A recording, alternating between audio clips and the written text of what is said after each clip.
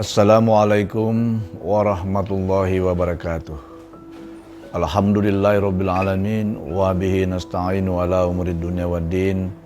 Wassalatu wassalamu ala asyrafil anbiya'i wal mursalin wa ala alihi wa sahbihi ajma'in, amma ba'du. Yang saya hormati seluruh pemirsa KST Movie Maker. Pertama-tama tentu sebagai seorang muslim, sebagai seorang yang beriman, marilah kita tidak henti-hentinya terus memanjatkan puja syukur kepada Allah Subhanahu wa taala. Karena kita masih diberi kekuatan, kesehatan dan umur yang panjang sehingga pada hari ini kita bisa hadir bersama-sama silaturahmi antara sesama kita dan juga tentu saling membagi ilmu, saling menasihati dalam kebaikan dan kesabaran. Kaum muslimin yang saya hormati, saya cintai dan saya banggakan, pemirsa KST Imover yang berbahagia. Hari ini kita akan membahas atau saya akan menyampaikan tausiah tentang ukhuwah Islamiyah. Ukhuwah Islamiyah ini adalah salah satu akhlak muslim yang utama setelah tauhidillah atau mengesahkan Allah. Dan ukhuwah Islamiyah inilah yang menjadi perhatian Rasulullah sallallahu alaihi wasallam. Ketika beliau hijrah pertama ke Madinah, ada dua hal yang beliau bangun dan perhatikan dan utamakan, yaitu yang pertama membangun Masjid Quba di Madinah. Ini adalah masjid pertama yang dibangun oleh di zaman Rasulullah sallallahu alaihi wasallam. Dan yang kedua adalah mempersatukan ataupun mempertemukan Bani Aus dan Bani Hazraj yang selama ini selalu berperang dan bertengkar. Dan alhamdulillah Rasulullah sallallahu alaihi wasallam berhasil membangun ukhuwah Islamiyah di antara kaum Ansar dan kaum Muhajirin. Kaum Ansar pada saat itu menerima dengan tangan terbuka kaum Muhajirin yang datang ke kota Madinah. Bahkan kaum Ansar memberikan pertolongan kepada kaum Muhajirin, memberikan tempat berteduh, bahkan memberikan pekerjaan kepada kaum Muhajirin yang datang ke kota mereka. Luar biasa ukhuwah Islam yang dibangun oleh Rasulullah SAW pada saat itu. Karena umat Islam pada saat itu bisa menghilangkan sekat-sekat feodalisme, bisa menghilangkan sekat-sekat sukuisme, bisa menghilangkan sekat-sekat golongan. Inilah yang dibangun oleh Rasulullah SAW pada zaman itu. Dan kita bisa melihat bagaimana kejayaan dan kemenangan Islam pada saat itu yang dimulai dengan membangun ukhuwah Islamiyah. Hal ini tentu mengkhawatirkan kita pada saat-saat ini, di mana ukhuwah Islamiyah kita sering sekali terganggu hanya karena perbedaan-perbedaan pendapat, hanya karena perbedaan mazhab, hanya karena perbedaan ijtihad. Bahkan kadang-kadang perbedaan tingkat ekonomi pun sering menyebabkan ukhuwah Islamiyah kita terganggu. Oleh karena itu, kaum muslimin yang berbahagia, pemirsa KST Movie Maker yang berbahagia pada hari ini, Al-Quran sudah menyampaikan beberapa hal kunci jika kita ingin membangun ukhuwah Islamiyah dengan baik.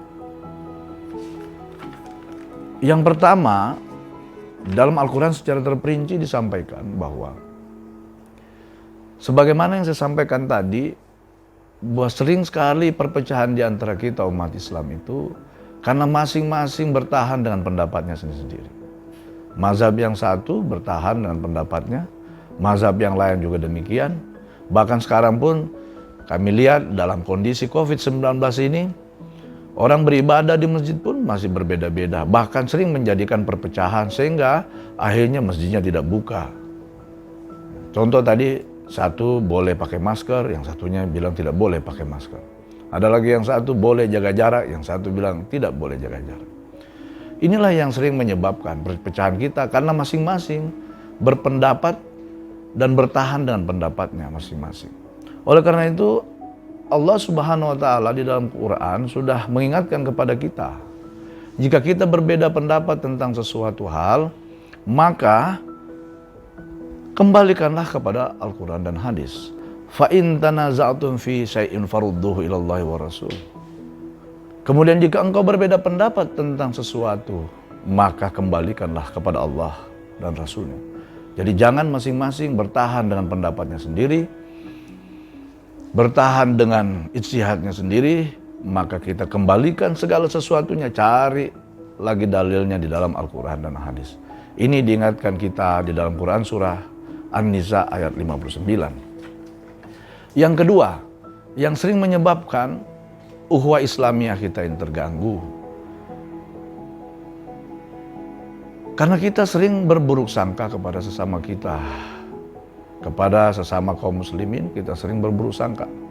Oleh karena itu, kunci yang kedua kalau kita ingin mempertahankan ukhuwah Islam yang dengan baik, maka kita harus selalu berhusnuzon, berbaik sangka kepada saudara-saudara kita yang mukmin. Allah Subhanahu wa taala juga sudah mengingatkan kita di dalam Quran surah Al-Hujurat ayat 12. Ya ayyuhalladzina amanu istanibu katsiran minadh-dhanni inna ba'dadh-dhanni ismu. Wala tajassasu wala yaghtab ba'dukum ba'da. Ayuhibbu ahadukum ayyakula lahma akhihi maitan fakarihtumu. Wattaqullaha innallaha tawwabur rahim. Wahai orang-orang yang beriman, jauhilah dari prasangka. Karena sebagian prasangka itu adalah dosa.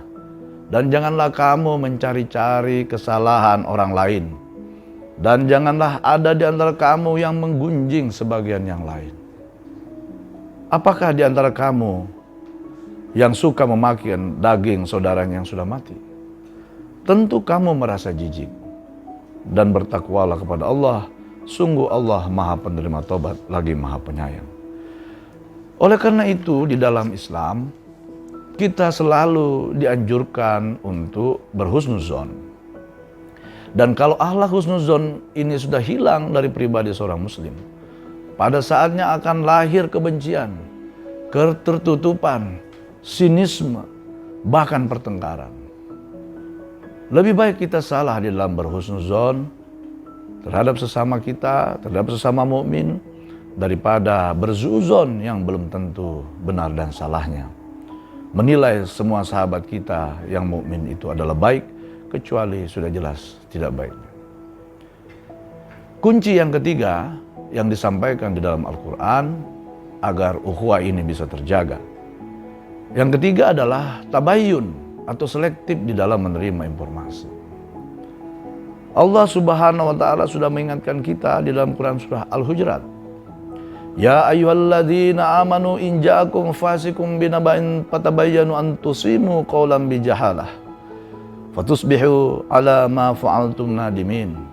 Wahai orang-orang yang beriman, jika seseorang yang fasik datang kepada kamu membawa suatu berita, cek and recheck lagi berita ini.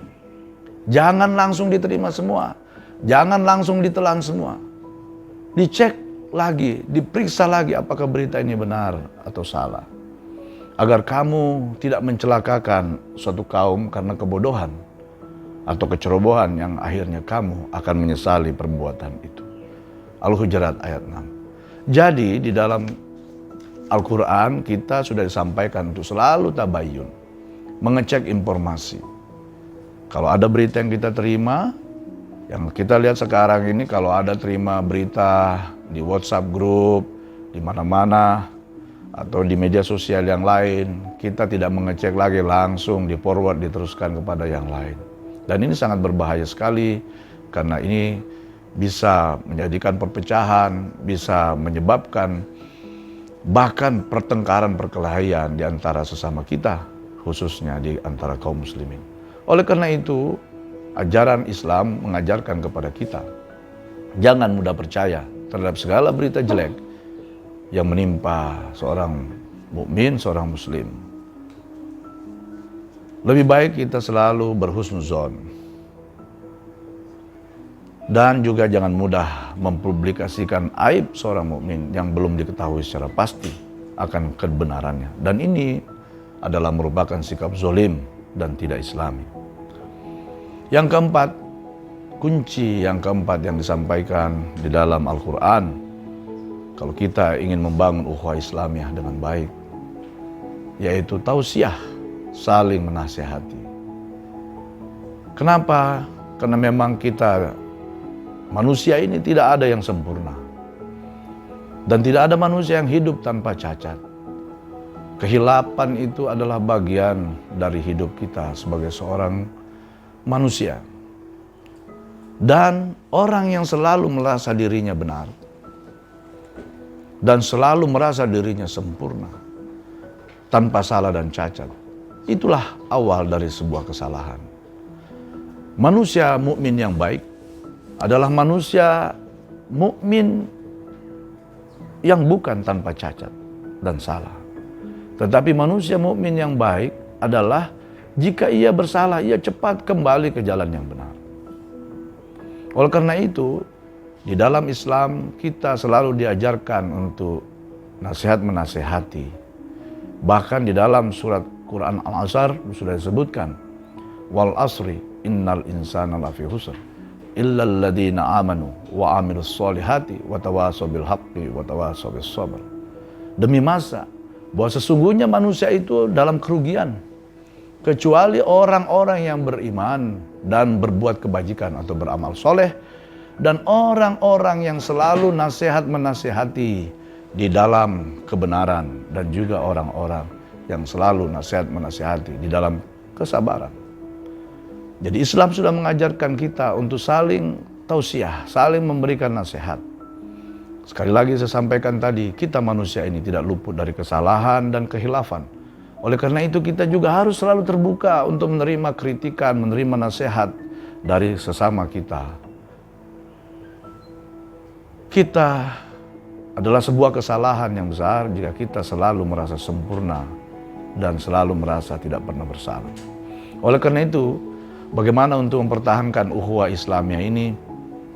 Tentu kita butuh orang-orang ataupun lembaga yang dipercaya untuk mempersatukan umat ini supaya tidak terpecah belah, dan juga untuk selalu nasihat menasihati dalam kebajikan dan kesabaran tadi. Berikutnya yang kelima, kunci ukhuwah Islamiyah disampaikan di dalam Al-Quran adalah islah atau rekonsiliasi. Islah atau rekonsiliasi ini adalah sesuatu juga yang sangat penting kita lakukan di dalam Islam. Karena kalau kesalahpahaman yang terus berlarut-larut, ya, ujungnya nanti akan melahirkan kebencian, perpecahan, dan pertengkaran. Apalagi kita sadar betul bahwa kita semua ini kadang-kadang menonjolkan eksklusivisme, ketertutupan diri, dan kemungkinan berdialog. Juga kita sering menonjolkan kesombongan diri akan kelebihan diri sendiri. Bahkan juga terlampau mudah menghakimi dan menyalahkan orang lain. Kepicikan dan juga kultus individu juga adalah serangkaian sikap yang berpotensi besar untuk melahirkan tafarruq atau perpecahan dan perselisihan, dan tanazu ataupun pertentangan. Oleh karena itu, kita tentu harus mengedepankan tausiah ini. Dan kita perlu, saya kira, lembaga-lembaga ataupun orang-orang yang mampu mempersatukan umat Islam ini, karena lembaga ataupun personal ini tadi mempunyai visi yang jauh ke depan untuk kepentingan kita bersama.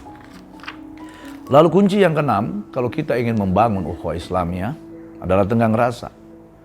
Karena manusia pada dasarnya ini dia anugerahi Allah Subhanahu wa Ta'ala berbagai perlengkapan, dan salah satunya itu adalah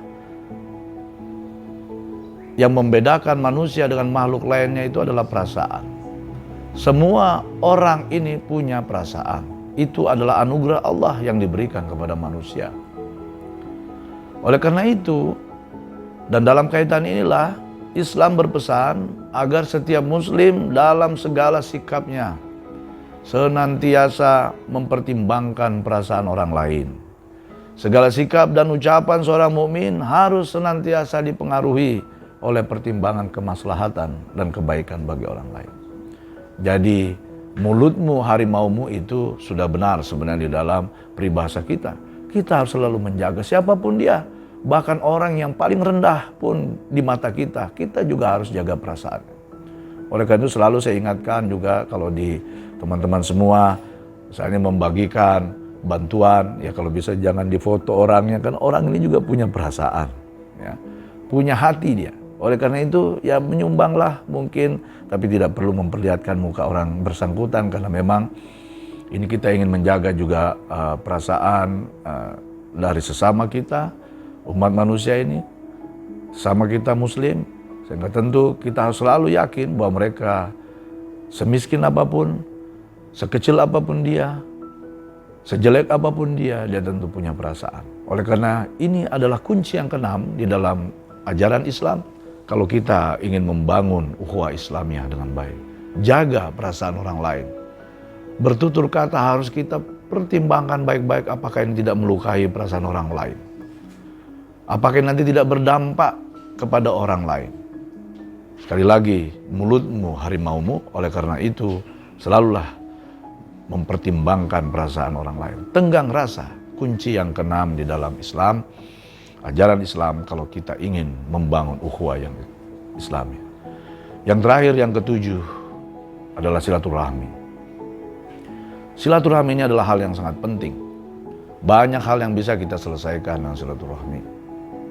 Persoalan-persoalan yang sulit pun sering dengan silaturahmi kita bisa selesaikan dengan baik.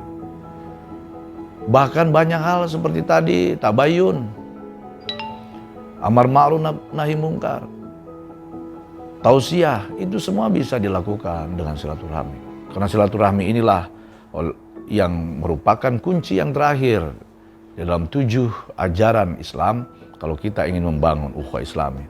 Bahkan Rasulullah SAW mengingatkan kepada kita, ketika Rasulullah SAW ditanya tentang siapakah manusia yang paling baik di sisi Allah Subhanahu Wa Taala, beliau menjawab dengan tegas bahwa manusia yang paling baik di sisi Allah adalah orang yang paling bertakwa kepada Allah, orang-orang yang paling rajin bersilaturahmi, dan orang-orang yang paling tekun melaksanakan amar ma'ruf nahi mungkar. Hadis riwayat Ibnu Hibban Baihaqi. Dan di dalam hadis yang lain Rasulullah juga SAW, hadis Bukhari Muslim, Rasulullah SAW bersabda, "Man kana yu'minu billahi wal yaumil akhir falyasil rahim." Barang siapa yang beriman kepada Allah dan hari akhir, hendaknya ia melakukan silaturahmi. Kaum muslimin, KST Imo Vimever, pemirsa yang saya hormati, saya cintai, saya banggakan, itulah tadi 7 kunci yang disampaikan di dalam Al-Quran dan hadis kalau kita ingin membangun silaturahmi. Tetapi yang paling penting kepada seluruh umat muslim, kunci yang utama sebenarnya adalah kita membangun ukhuwah Islamiyah ini adalah harus menganggap bahwa semua saudara-saudara kita yang muslim ini adalah saudara. Innamal mu'minuna ikhwah. Bahwa sesungguhnya orang-orang muslim itu adalah bersaudara. Kalau ini bisa kita pahami, bisa kita masukkan di dalam jiwa kita, di dalam filosofi hidup kita, insya Allah ukhuwah Islamiyah ini akan kita jaga, akan terjaga dengan baik. Karena kita selalu menganggap saudara-saudara kita yang muslim itu adalah saudara-saudara kita. Itulah yang ditekankan di dalam Al-Quran, di dalam Quran surah Al-Hujurat, ayat 6, ayat 10, ya. Kalau kita ingin membangun ukhuwah Islamiyah dengan baik, innamal mu'minuna ikhwatum fa aslihu bain akhawaikum. Sesungguhnya orang-orang mukmin itu bersaudara. Demikianlah tausiah pada hari ini. Mudah-mudahan bermanfaat buat kita semua. Dan sekali lagi, mari kita bangun ukhuwah ini dengan baik. Ukhuwah khususnya di dalam ukhuwah Islamiyah dan juga ukhuwah di antara saudara-saudara kita yang lain, termasuk juga saudara-saudara kita yang non-muslim. Demikian, sekali lagi terima kasih. Wabillahi taufiq wal hidayah. Assalamualaikum warahmatullahi wabarakatuh.